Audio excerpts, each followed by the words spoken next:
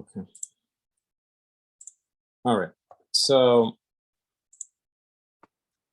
Are you recording, or do you need me to record? No, you're recording. Okay. We're recording, I'm pretty sure. So I messed up. So let's start with autonomic nervous system. You know, where you guys already all seen this. It's not a rocket science. Actually, it is a rocket science, but who counts?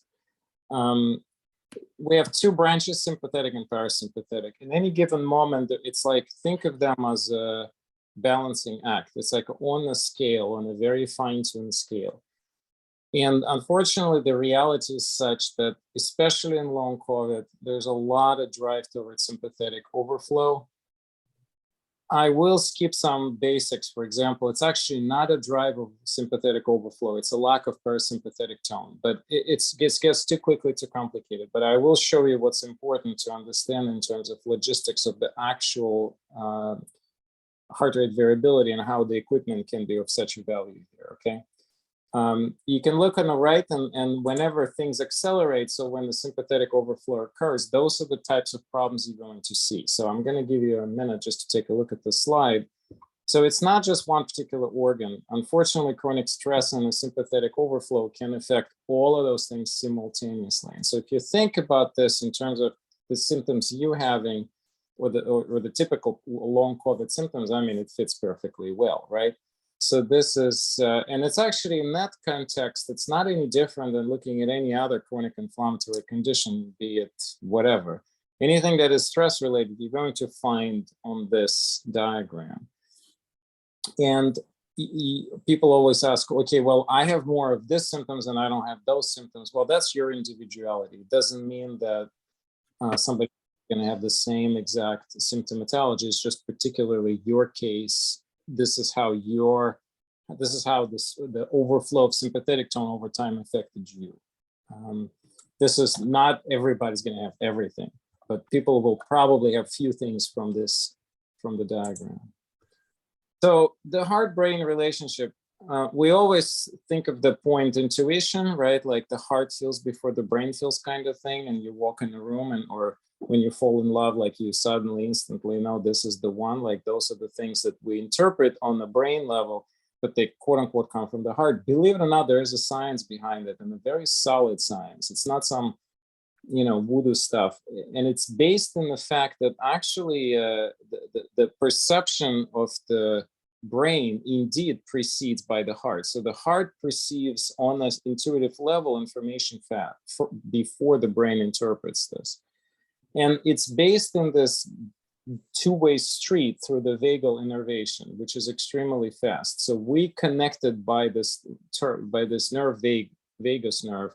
I removed a couple of slides that had a very detailed explanation of the vagal brake and some of those two-way street points, because I don't think it's really relevant. What's really relevant is this. If you learn to regulate the way your heart responds to the environment, you will regulate the brain. You can do it in reverse. So you can regulate your brain, and then that will regulate the heart. The point here is it's a two-way street.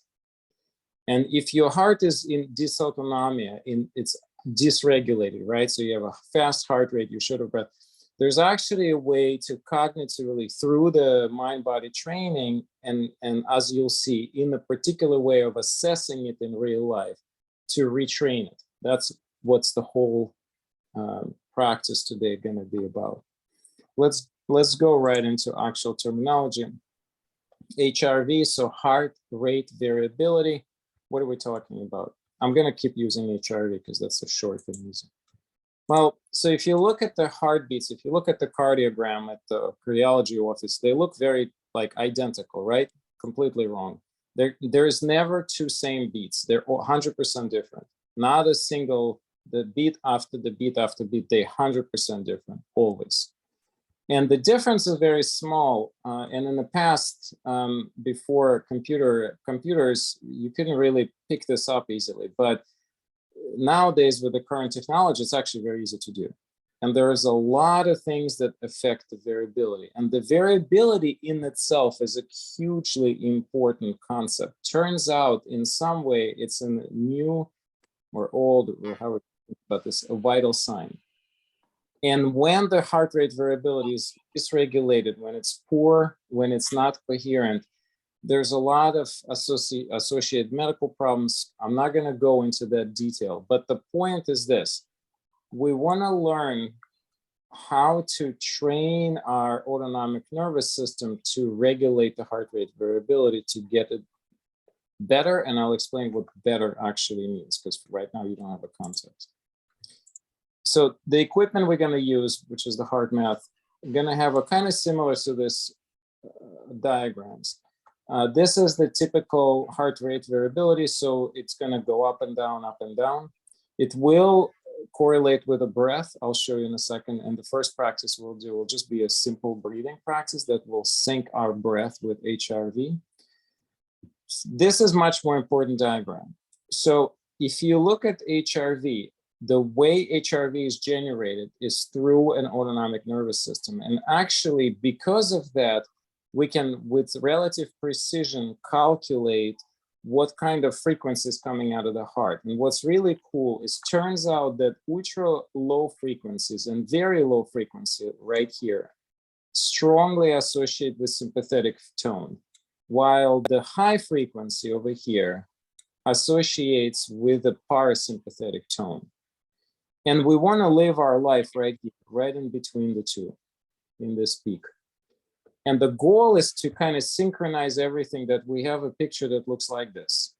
You have not a lot here, not a lot here. Everything is in a balance between the two. People always ask me, well, don't you want to have more parasympathetic rest and digest? Well, not necessarily. Excess parasympathetic will put you in a state of depression and fatigue. That's not what you want. In fact, I will tell you a lot of stories that I have seen over the years, several elite meditators who come in with an excessive parasympathetic tone and they're not healthy. They're fatigued, they oversleeping because they don't have enough energy. So it's not necessarily all about relaxation. It's actually about the balance. And sometimes stimulating the sympathetic tone is just as important as learning how to stimulate parasympathetic tone. So this is where that word coherence comes in. But before we get to that, I want to kind of cover very briefly what we're first going to do. When we breathe, when we inhale, what do you think is happening with our heart rate? Ashley, of course, you know, don't answer. This is for everybody. So you take a deep breath in, you can experiment. Feel what happens to your pulse. Does it go up or does it go down? It's not very intuitive, but you need to understand the science behind it, because once you do, it'll be very easy, the next parts of this exercise. No takers? Okay, when we inhale, we build the pressure inside the chest because there's more air coming in. You're going to speed the heart rate because the heart is now working against the increased pressure. When you exhale, the heart will slow down. So in essence, if you start breathing slowly enough with looking at the screen and trying to sync the respiratory wave with the HRV wave, you're going to have a pretty profound effect very quickly. That's the simplest practice. We will practice that in 5 minutes. All right, that's just here for fun. It's not stressed that because it's our reaction. Anybody knows who Hans Salier is? He's the founder of naturopathy. All right. So HRV causes inflammation. Poor HRV is strongly linked to inflammation. Controlling or improving HRV seems to decrease inflammation. Lots of studies done on this. This is a very old technology, you guys. Before we started to have stress tests and cardiac imaging, nuclear imaging, all that, this was the main cardiac testing. In 60s and 70s, cardiologists just used HRV as assessing, do you have a heart disease or you don't? So a very low flat line, very low variability strongly correlates with the history of heart disease. So this was back then used, and it's very strongly correlates with all kinds of inflammatory reactions. So improving that seems to have a profound long-term effect on decreasing the inflammatory states. So sepsis is an extreme example. There's a severe sympathetic overactivity and a severe autonomic dysfunction. And frankly, there's been studies done when they would take septic patients and have them do the practices like this and showing improved outcomes. So of course, none of us here are septic, but it's a point here being is you after COVID do have some excess inflammatory response. And even if it's already settled down, there is a leftover impact on the central nervous system that's left behind. That's exactly what we're about to start doing, okay? So reduced HRV strongly linked to all kinds of medical problems and unfortunately higher mortality. Robust HRV is one of the way predicting healthy state. Believe it or not, it's now most of the equipment, like if you're using something like this, the Oura Ring, or you have an Apple Watch or whatnot, they're all using HRV for predicting of your recovery rates and even longevity. There is now some equipment that tries to say, okay, if you have this great HRV, it means you have this extra, like you're way above average for longevity prediction. So call the stress busters. All right, let's do some. Before we do that, so there's more than just the HRV. So these are the things, sorry, more than just breathing and meditative practices. Exercise can do it, omega-3s can do it, of course, all kinds of practices. Acupuncture, interestingly, is very good for improving HRV. There's good data on that. Yes, drugs too. So if you're very dysautonomic, beta blockers are actually going to help. There's definitely data for that, and of course, biofeedback. All right, so what I'm gonna do is, in a minute when you'll start seeing is, so this is what you're gonna see on the screen. So those of you already try to practice and unmute and speak up. Do you guys seen these patterns? And so the point being is when you look at the screen, this is kind of a state of being upset, frustrated. We're gonna try to take this to this. And the whole point is to try to spend as much time during the day in this state of a high coherence. So this good looking wave, so the up and down variability, and that's based on breath, it's based in just general health.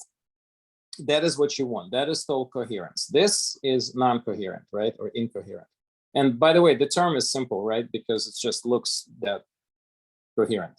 So there's no magic to this word. You can just use word balance, it's fine. Why they pick the word coherence, I don't know, I don't care, but that's generally the terminology. So terminology is HRV stands for heart rate variability.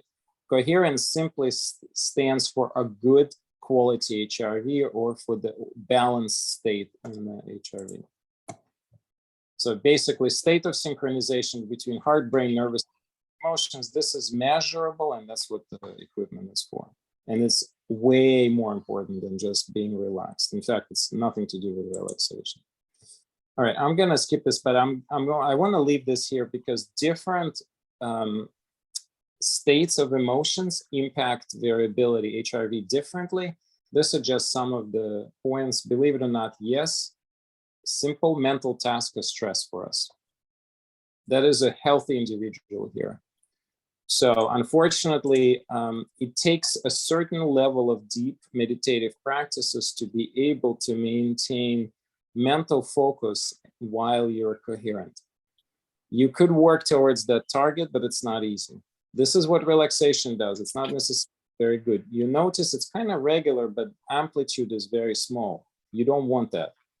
One of the two critical points, you want regularity, and you want increase this amplitude, the difference between the lowest and the highest peak.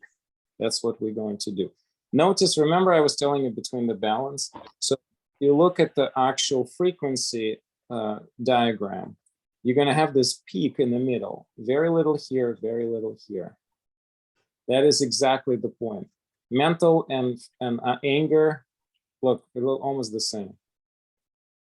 So, does it tell you something? We shouldn't be thinking. No, it's not. But for most of us, the thought process and thinking about something, unfortunately, generally correlates with a state of angst to some degree. It's not necessarily the most balanced state, but there are ways to do the mental focus in a completely coherent state. We can talk about this, but this is a little more advanced. Okay. Oh, and by the way, if anybody is interested, I've interviewed this gentleman, Roland McCarthy, our podcast. So I'll make sure that we include the link to the podcast in our. Well, maybe I'll put it before the end of the meeting.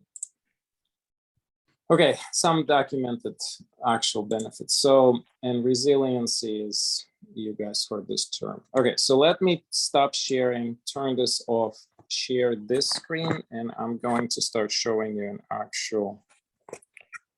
So,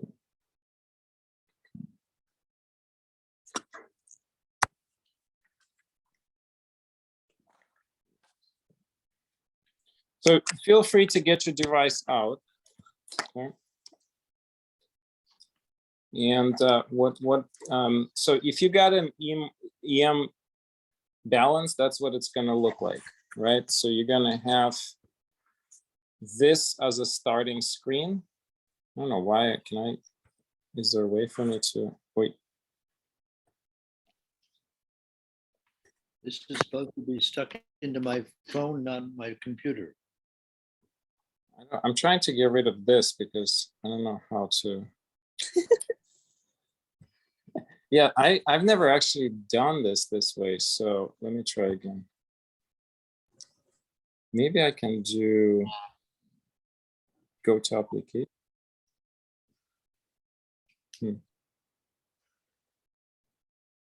I guess okay, well, I guess we're gonna have to, I recommend we kind of put myself there and then mute maybe everybody or something or whatever. We're just gonna see somebody periodically popping up here. Okay. All right. So this is how your screen looks. Now, if you're using this, I guess that's just Janet, right? Anybody else have this? So the difference. Yeah. Okay. So whoever have this, you have just the 3 colors: green, blue, and red. That's all you're gonna do. Now on my screen, this green is this green button. So I'm gonna click this, and you guys welcome to go ahead and do this with me. So I'm connecting. So this isn't live feed now. Now, of course, I'm talking. It's not necessarily comfortable, and you're gonna see me. We're just gonna go through the motion of seeing how the system is gonna pick it up. And then I'll show you different screens and different points. So first, what you're seeing, this is my respiratory tracing. It's going to gradually disappear because it's going to get replaced with an actual HRV. So don't expect me to look good here. That's not the point, right? Because I'm talking, I'm stressing because my damn screen wouldn't, because Bert is there and I don't want him to be on the screen there, but you know, I don't know how to get rid of it. So this is a Bert, nothing. You're raising my anxiety. Well, that's the point, raising mine, because I can get rid of you off the screen here. But notice something, despite all of that, I'm in the green. Now that is generally common for me. I can be in a more stressful environment, be completely balanced. This is what 20 years of meditative practices do to you. Now, you may not be here. You maybe you were here before the COVID and now you're not. But I will tell you that the practice does it. And the point is, let's see how we actually do this. So I'm gonna switch the screen because this is now too simple, right? So this is one way. What you're seeing up and down is the tracer. That's the respiratory tracer. Now, because I'm in green, I can't really easily show you how to do it. I could shift the level to level 4, which would be a lot harder, but you don't want to start with level 4. I'm going to stay on a level 1. So what I'm going to do is I'm going to inhale. And you can do the same with me and exhale when it goes down. I advise you to start looking on top over here. You're going to start to see a lot more regularity in about 30 to 60 seconds once I'll stop talking.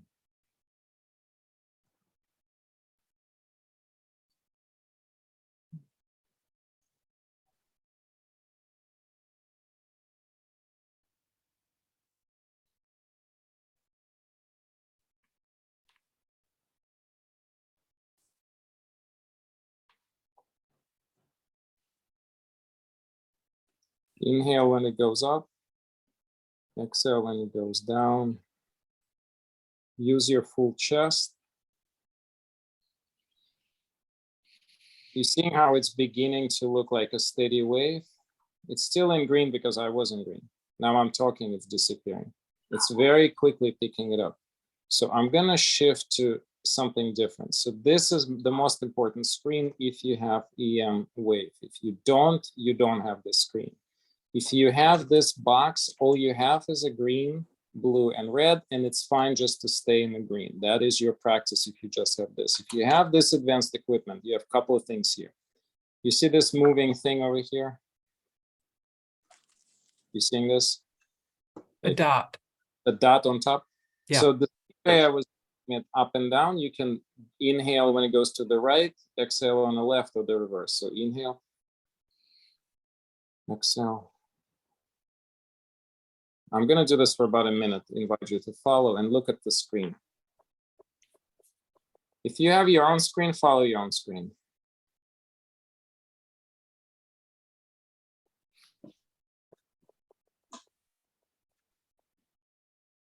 See how quickly it's getting more and more regular? That's the whole point. Now, this is the power of just a deep breath. That's all I'm doing. I'm only, and in fact, I'm interrupting myself, right? So it's not going to be very good because I got to talk at the same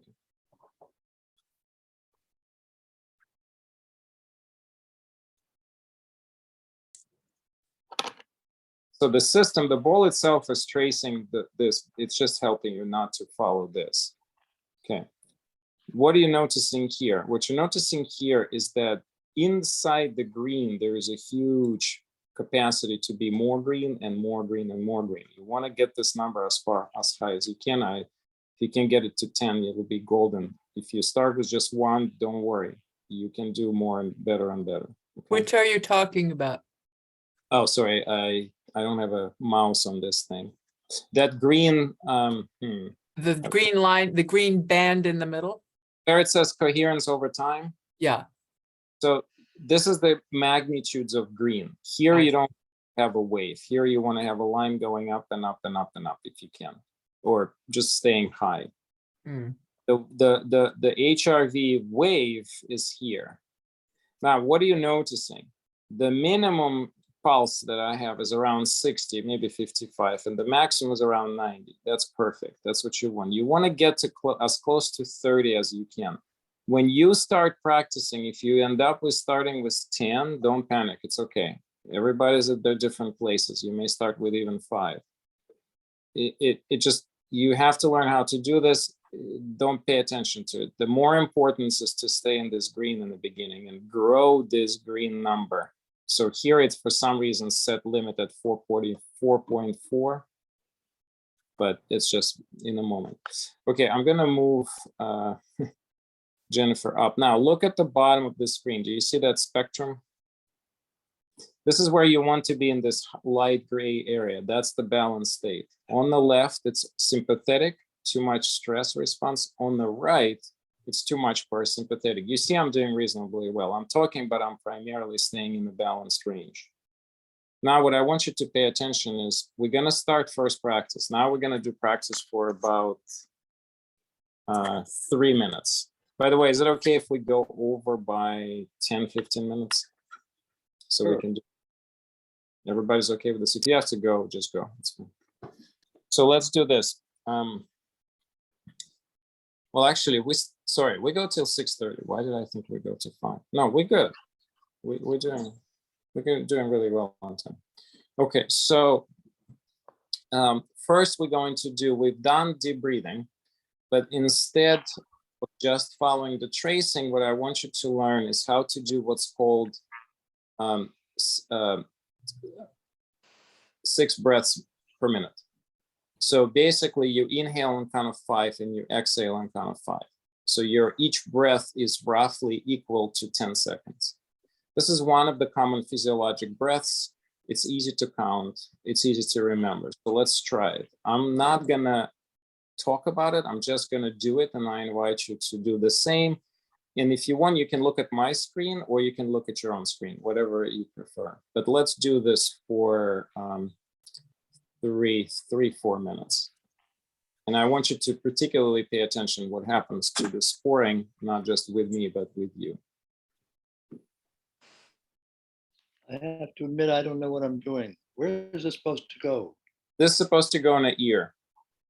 It's on, I think this is on my ear. What about this part?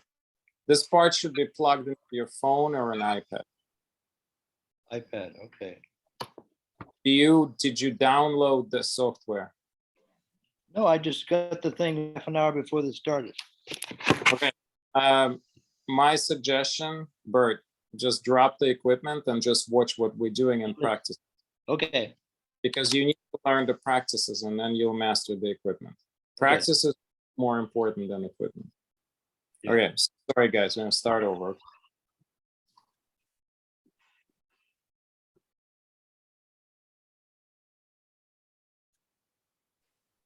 Five breaths in, count of 5 in and out.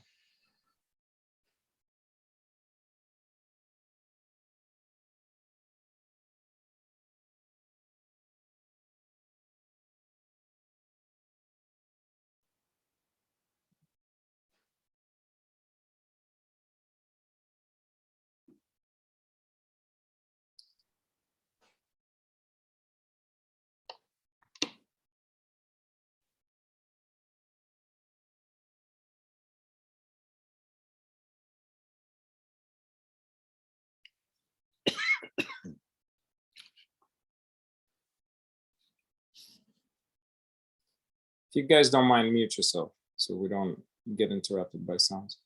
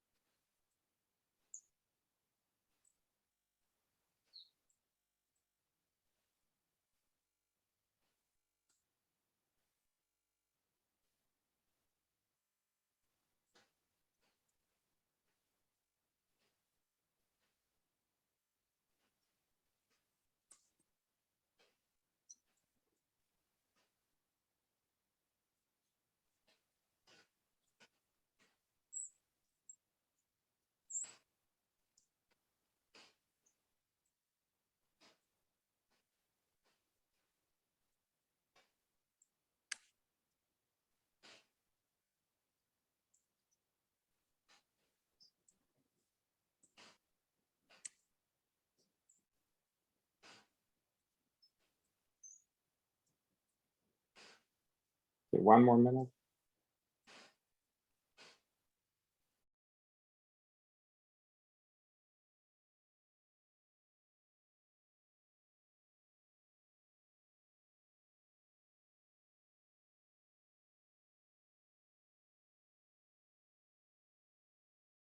Inhale on 5, exhale on 5.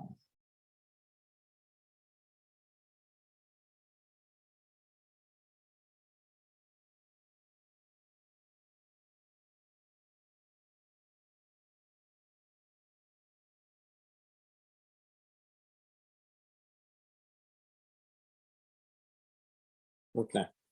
All right. So let's talk for a couple of minutes. Who noticed what? This is just a deep breath for now. What do you, if you're, only if you have equipment, let's talk about that. So what do you know? Definitely evened things out on my end. So you just got more into green and you're staying in a green. Yes. Yeah. That's it. So frankly, you know, I can't emphasize the value of just a deep, steady, regular breath at about 5 or 6 breaths per minute. It's the simplest thing.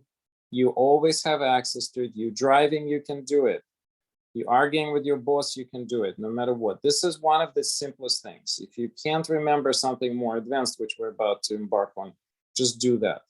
It will always regulate you. Anybody struggled shifting into the steady green? Doing just this breath? Took me like a minute and a half to get up into the green. But once I did, it like went up.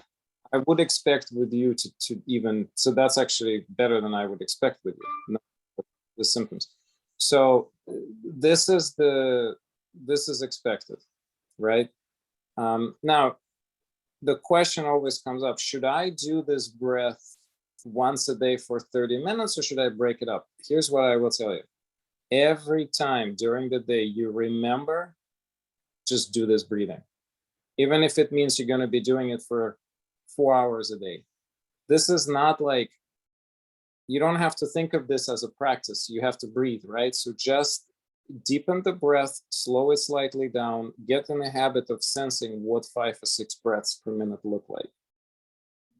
Is this something that eventually we could do while doing other things, or is that kind of counter to the purpose of it?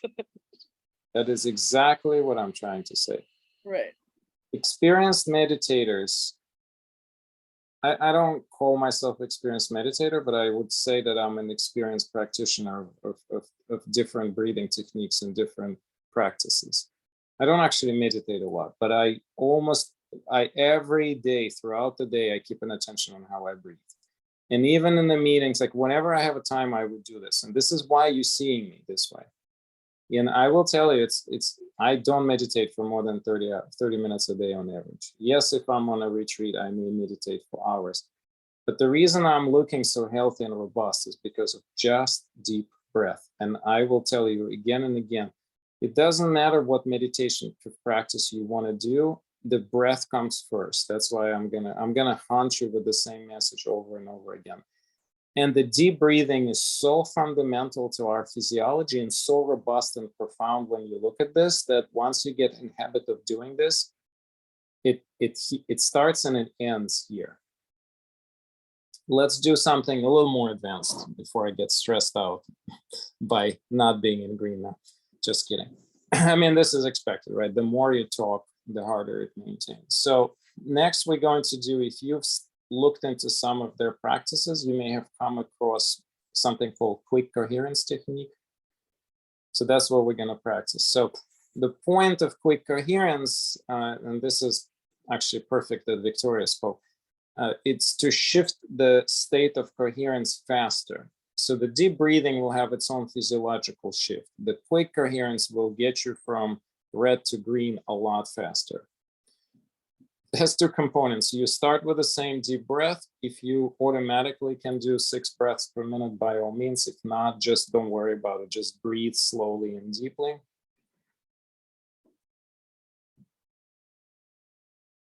It may be helpful to exhale through the mouth, so you kind of separate the breaths in and out.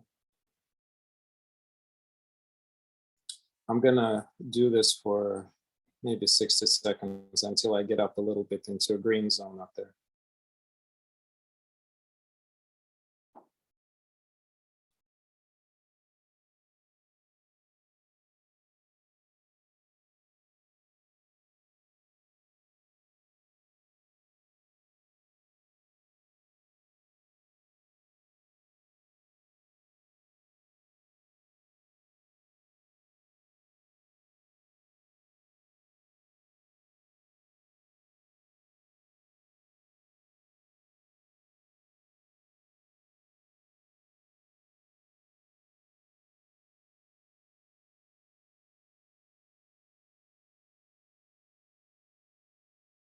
Okay, I think that's good enough for me.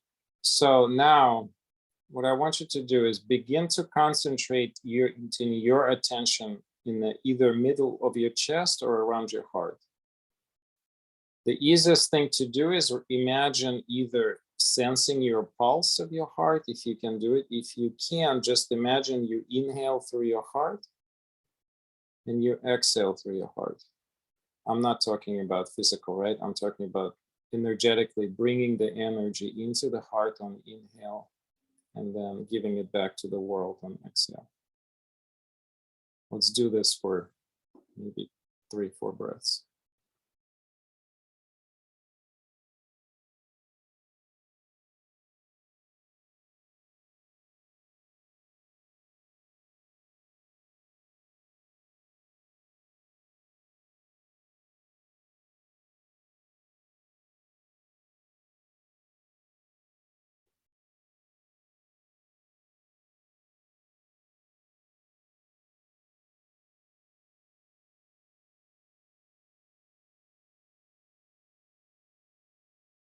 Okay, now that you centered in the right spot, now comes the most important part of the practice.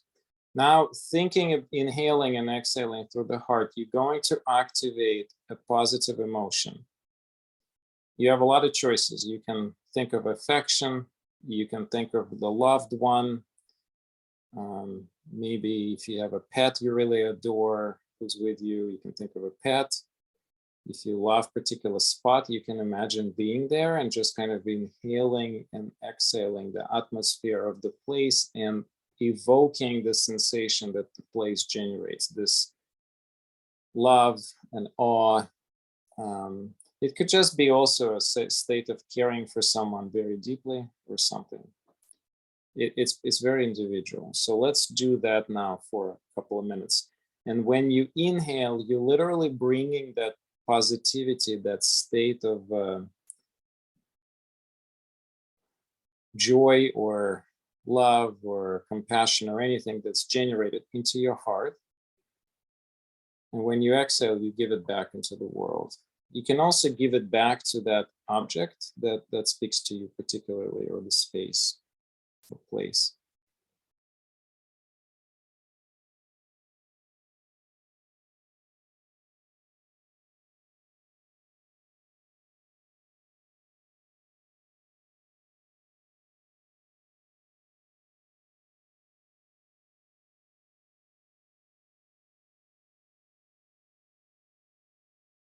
We're going to do this for a little bit more. Like, let's do this for about 3 minutes. Don't try to memorize anything. We'll give you handouts for all of the practices.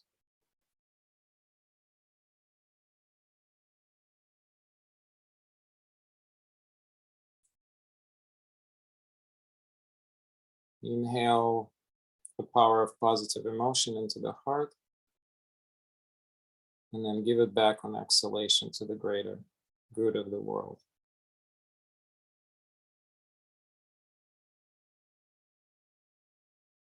If your heart begins to fill with a positive emotion, just enjoy the state.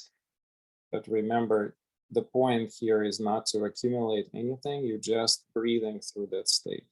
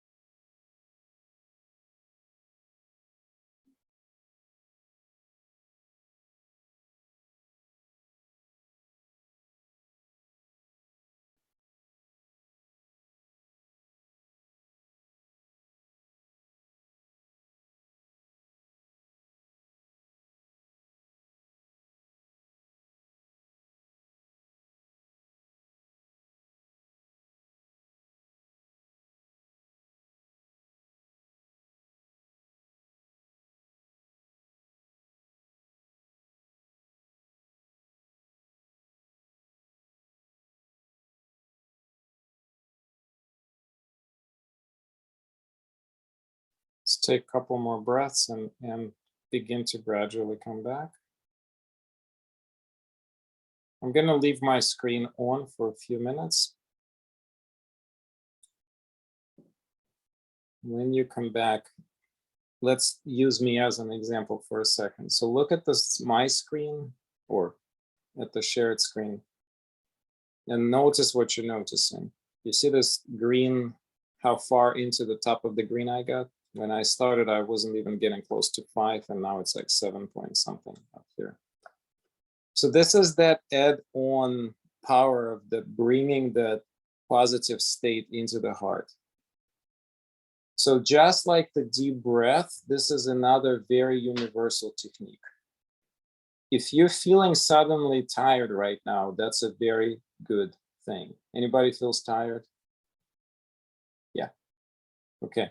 The reason you're feeling tired is you finally picked the balance right, and the body is finally saying, you know what, you worked a little too hard today. So you're suddenly perceiving messages a lot clearer. You're finally in a more balanced state. And usually for most of us, more balanced state means less sympathetic, not more parasympathetic. And that's why we suddenly feel a little relaxed and a little down, as if the day coming to an end, because actually that's what we just did. We induced a deeper state of relaxation in some way, even though long goal is to do the balanced state. If you do this practice in the morning, you wouldn't feel this way. Hopefully. I mean, if you're feeling that way in the morning, it means you haven't been resting very well. Okay, so I'm going to, do you want me to leave the screen on? And then we'll do questions and a little chat for maybe 5-10 minutes. Okay, so go ahead and unmute yourself in any particular, doesn't matter in what form. And I would take the screen off just so that people can see each other when they. Screen off. Okay. Yeah, I think that might be more. Sure. So I'm going to just stop share. Okay. When do you recommend, like what time of day do you recommend like using the actual equipment? Right. Breathing should be done nonstop. If you can start getting into the habit, whenever you remember the deep breathing, just practice. It shouldn't be, you're in a store buying food. You're sitting in line for, I don't know, whatever. You are awaiting speaking engagement. You're about to have a meeting with a boss. No, it doesn't matter. Just practice deep breathing in any moment of your life whenever you can. In my spiritual lineage, we have a very profound saying. I'm going to say it and you can take it however you want. There's only one sin and there's only one virtue.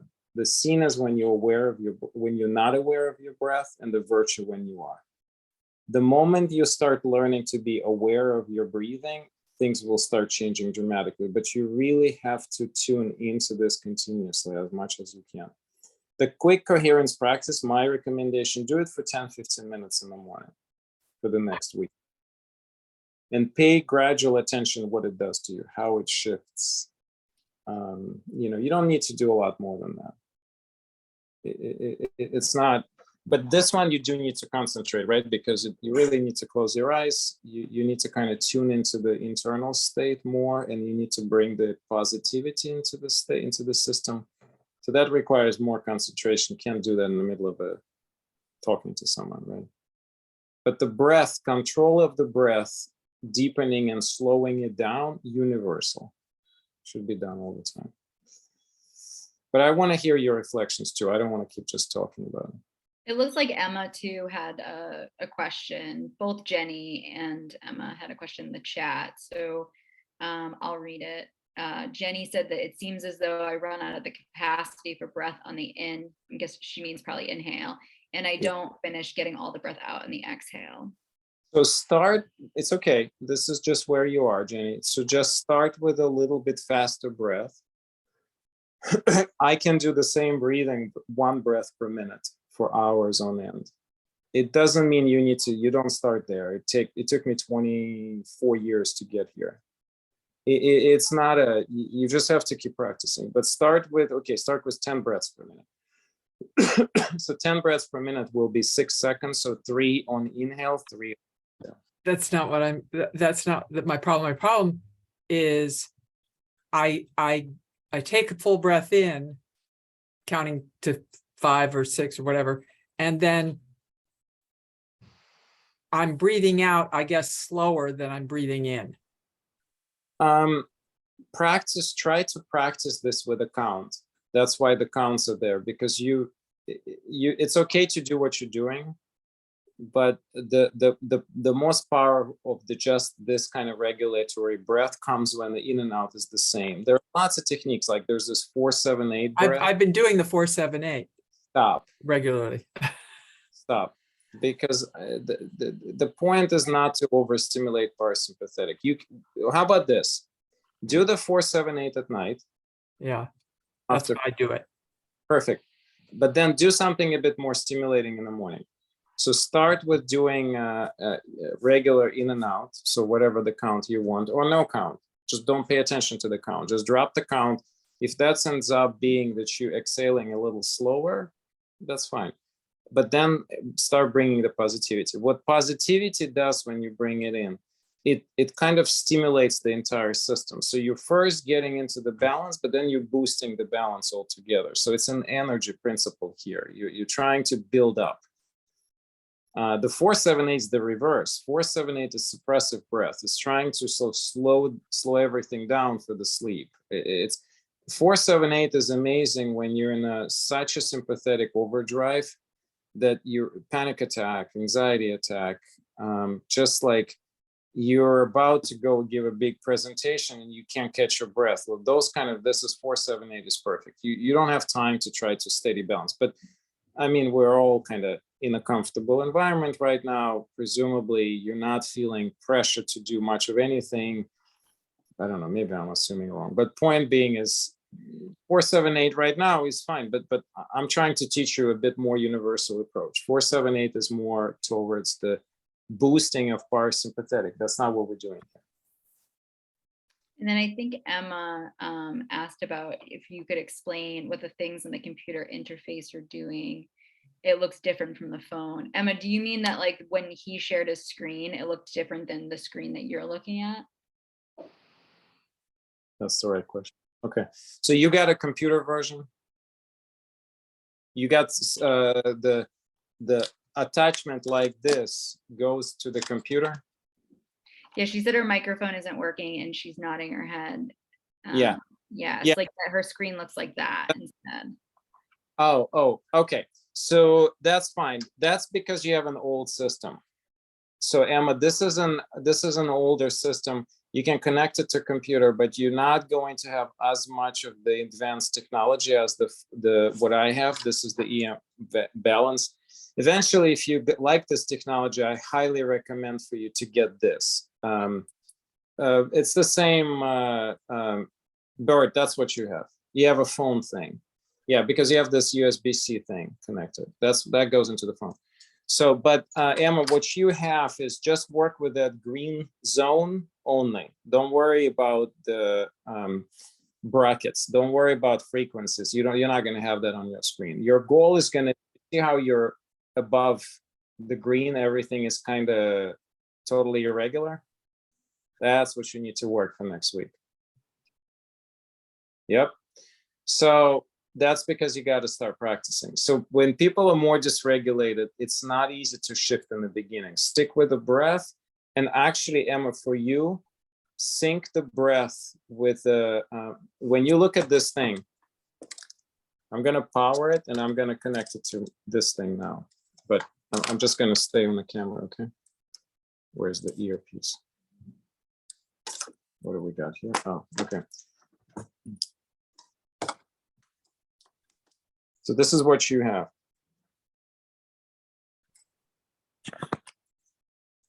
Power it on and make this, you see you got everything goes, you see you have this thing bar going up and down. Oh, it's not picking up well. You should have this bar up and down like this. Just inhale when it goes up, exhale when it goes down. It's not picking me up well. This is old equipment. Oh, there we go.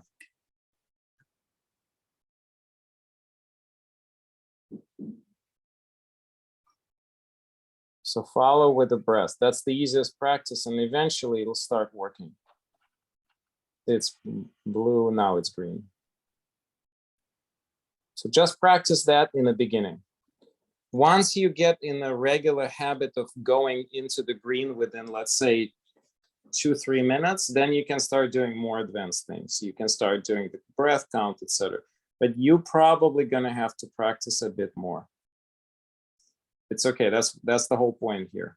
Some of you may need to practice this a bit more aggressively. And I highly invite you, now that you have an equipment, when we do other things, use it.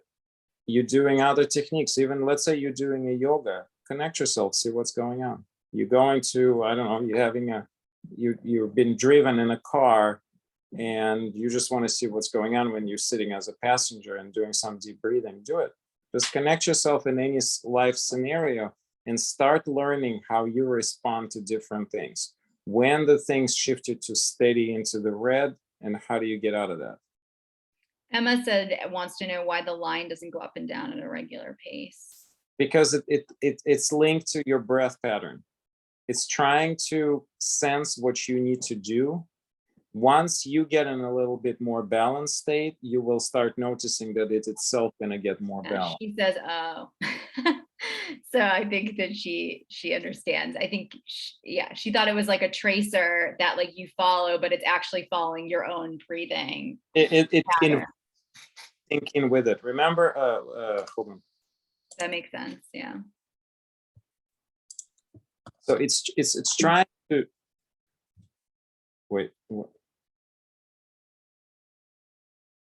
It's teaching you how to do this. This is what you're doing. The tracer is basically this, and it's showing you, follow me. But that's the easiest practice. You don't have to think of anything. You just follow that. I mean, eventually you want to get rid of that because it's like it's artificial. You want to just teach your own ANS how to respond to your depth of breath. That's it. But that may take a while. All right.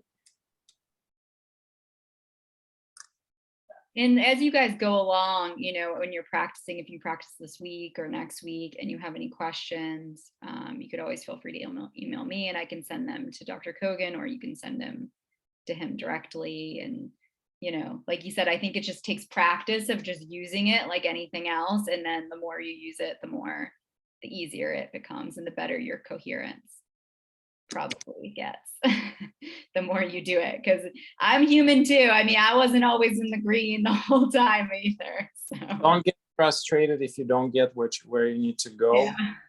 Remember what I told you. It took me 20 years to get here. This is a long. You have to just keep going. Right. We did mainly 2 practices today. We did 6 minutes breath and quick coherence, and then the trace of breathing is just called respiratory sinus arrhythmia. A respiratory breath or respiratory HRV. So it's self-explanatory. Right. So that's that. And don't forget too that like your autonomic nervous system has taken a pretty big hit through getting COVID, with the inflammation that he was talking about earlier. So it isn't going to be this, you do it one time and now all of a sudden you're a 7 in coherence. It probably is going to take time. I know I'm not a good example because of that, but I always feel like it's better to put positive example on the screen than deadly negative example. So you make your own example, okay, and work on your own targets, okay? If your target is 1.5 by the next week, perfect, then it's 1.5. Don't worry about it. And again, the amount of practice may not be, the length of each practice may not be as critical as the frequency. So just be more consistent and remember the deep breath. That's those 2 things. Yeah, I wanted to talk for, since we're coming to the end here, I went to a long COVID conference in DC. And I think it'd be interesting to talk just for a minute or 2 if people have time about the updates of that conference. Can I show my screen while you're doing that? Yeah. Do you want to do your offering real quick before we do it? I'm fine with that. Yeah, this is it. Yeah, let's do that beforehand. Okay.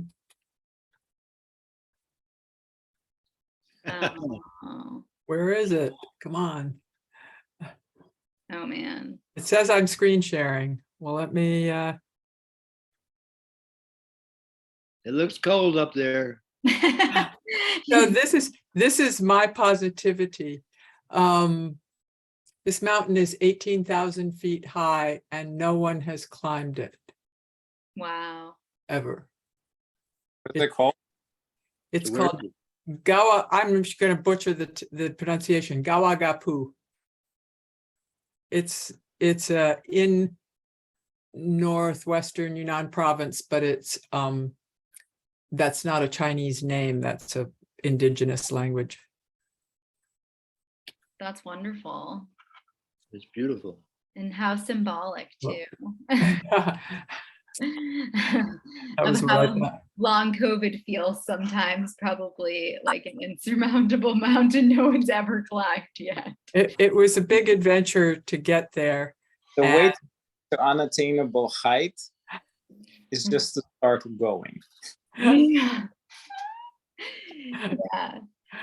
Thank you so much, Jenny, for having that. We were just really glad when we got to that point that the clouds lifted enough for us to see it, because it's often enveloped in clouds and you might never see it, like Denali or something. Wow. That is really wonderful.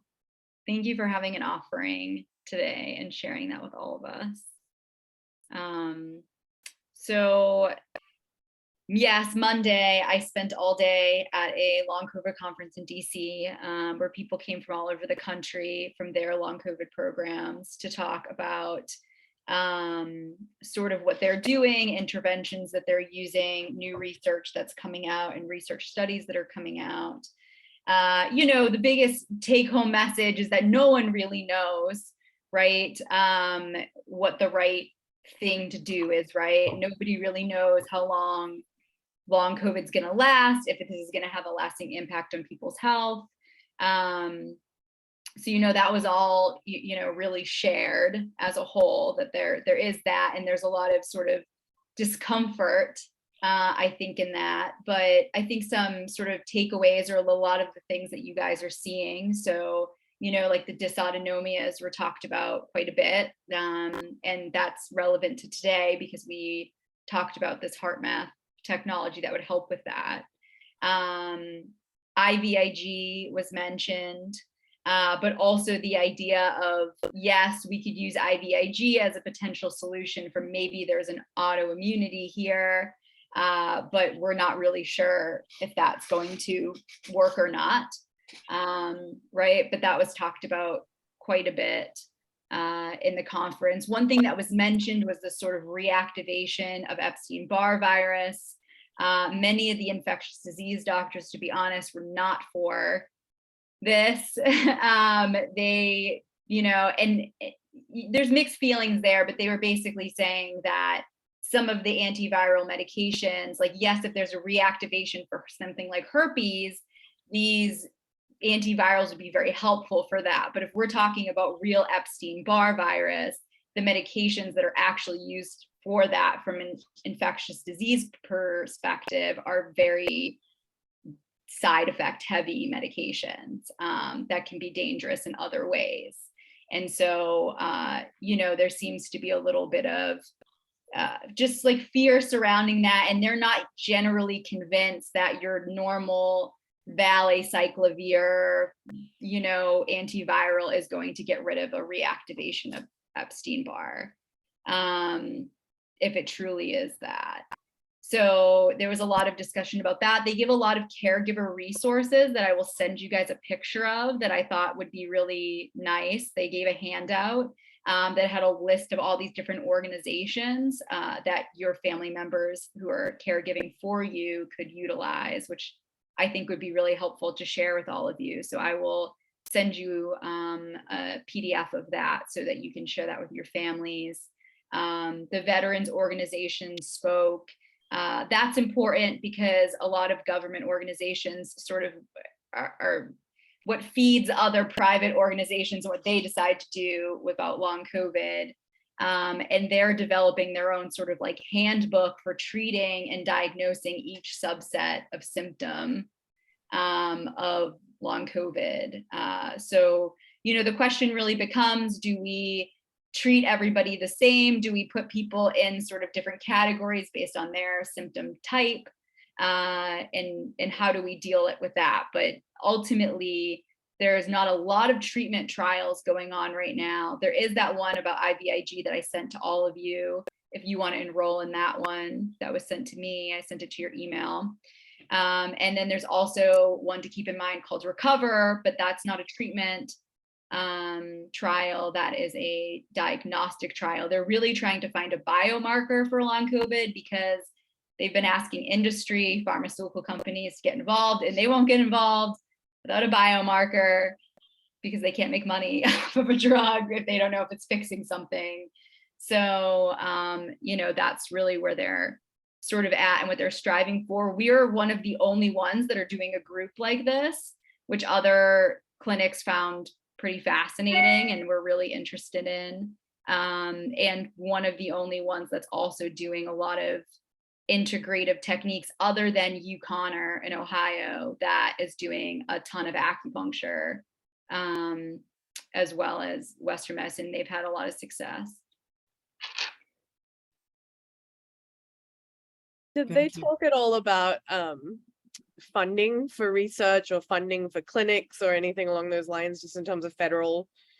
So there's two bills that they said are up for approval on giving more funding. But right now the funding is really going into the Recover study, the funding that's been given by the federal government. There's a huge push to have more federal funding so that we can create these centers like they did with HIV, when that epidemic happened, where there would be like a social worker in the center and providers, and it was a very collaborative, inclusive environment, but there isn't any at this point. No. That's interesting. Okay. When I was before I kind of stopped working again, when I was at the White House, I would sort of push them a little bit on funding for long COVID stuff. But they all knew that I was going through it. And I will say it was not very encouraging because the kind of attitude was generally like, oh, it's very rare. It's very rare. So sorry that you freakishly got that because it's very rare. Just like, okay. Yeah, I think they're realizing it's no longer very rare. And in fact, it's really affecting our workforce, which will affect our economy. And that's generally when the government cares. Right. Yeah. Hopefully they'll start taking notice of that. Yeah. Yeah. So I think that, but I think that what I took from this is that there are a lot of people who really do care across this country, even though it may not feel like it. We're not alone. Many of these providers who work in these clinics do actually have long COVID. Interestingly enough, I was not the only one. There was like about 6 of us. So there are people who have experiencing this, who are very passionate about this.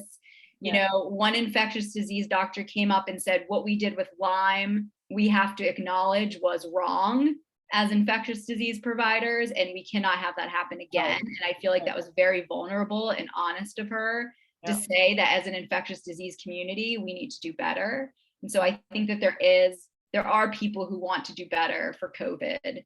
Did she talk about what doing better would look like? So I think she was basically saying that, in the medical community, long Lyme or chronic Lyme has been sort of just dismissed. Like infectious disease providers really don't treat it.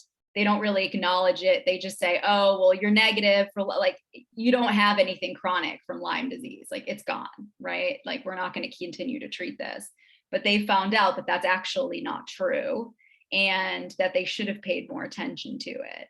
And unfortunately, a lot of people suffered because of it. And I think she was just speaking to trying to promote her colleagues and saying hey, let's not do this again. Credit patients. Right. To our patients. Yeah. Let's actually come up with a solution for this. Let's not ignore this. This is clearly real. And so, yeah, I think that it's encouraging. People are talking. They want to have another one of these conversations. So I think the more these types of groups happen, the more people come together, hopefully the more there'll be a push and people can share ideas. I mean, we shared about LDN. A lot of people weren't using low dose naltrexone, and now they're going to start. Like, I talked to a provider at MedStar about it who was very scared to use it, and I encouraged her to use it a lot. Yeah. But If she there's was, another one of those, Ashley, would you give me a heads up about it? Because I can probably get in touch with their comms people and like cover it and give it a little bit of yeah, exposure, 100%, absolutely, yeah. It was recorded. They like did it as a hybrid, so I think that it is like published out there. But yeah, absolutely, we can do that. There's also like a whole patient-based research group, like this patient-led research group for long COVID that I guess developed out of Body Politic, and they're very large, and they've produced a lot of research that's been published on long COVID. So they were there. They're a pretty impressive group. And yeah, so I will continue anything I'm involved in. I will continue to share with all of you anything that's like sort of coming down, but I try to also educate some of the other members in the DMV about things they could be doing for long COVID, because they seem stuck and aren't using very many integrative techniques that can be used. So yeah. Misha, I just got the Moxas thing. Can I use them on my hands? Misha, we can't hear you. Unmute yourself. Bert. I'm You're unmuted, Mert. How about now? Yeah, we can hear you now. Wait till next week, Bert, because I'm going to teach Yeah, I was you. gonna say that's not my camp. That's not my cup. of Yeah. tea. I'm going to teach you how to use them, and then you can use them for your arthritis, but we're going to do some of it next week. So just don't light yourself on fire by accident in between now and then. All right, if you we're gonna send you additional resources for the practices. By all means, go to heartmath.org. They have tons of stuff there too, and practice does it. So Great. Well, it was wonderful being with all of you. I will see you next week. If there's anything that comes up, let me know. Sorry we went over by a little bit. We'll try to be more cognizant of that next time. Thank you. Take care, guys.